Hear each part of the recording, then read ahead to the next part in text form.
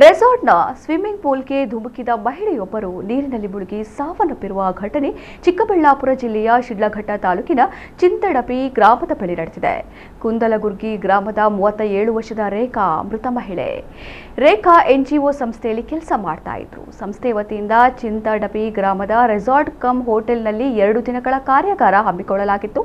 ಕಾರ್ಯಾಗಾರದಲ್ಲಿ ಭಾಗಿಯಾಗಿದ್ದ ರೇಖಾ ಸಂಜೆ 6 ಗಂಟೆಯ ನಂತರ ಈಜುಕೊಳದಲ್ಲಿ ಈಜಾಡುವ ಸಲುವಾಗಿ ಧುಮುಕಿದ್ದಾರೆ. ಆದರೆ ದುರಾದೃಷ್ಟವಶಾತ್ ಈಜು ಬರುತ್ತಿದ್ದರೂ ಆಕೆ ಮುಳುಗಿ ಸಾವನ್ನಪ್ಪಿದ್ದಾರೆ ಎಂದು ತಿಳಿದು ಬಂದಿದೆ.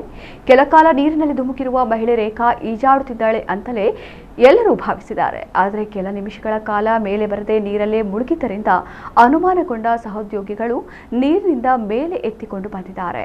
ಕೂಡಲೇ ಶಿಡ್ಲಘಟ್ಟ ಸರ್ಕಾರಿ ಆಸ್ಪತ್ರೆಗೆ ಕರೆತಂದಿದ್ದು ಅಷ್ಟರಲ್ಲೇ ಮಹಿಳೆ ಮೃತಪಟ್ಟಿರುವುದಾಗಿ ವೈದ್ಯರು ದೃಢೀಕರಿಸಿದ್ದಾರೆ.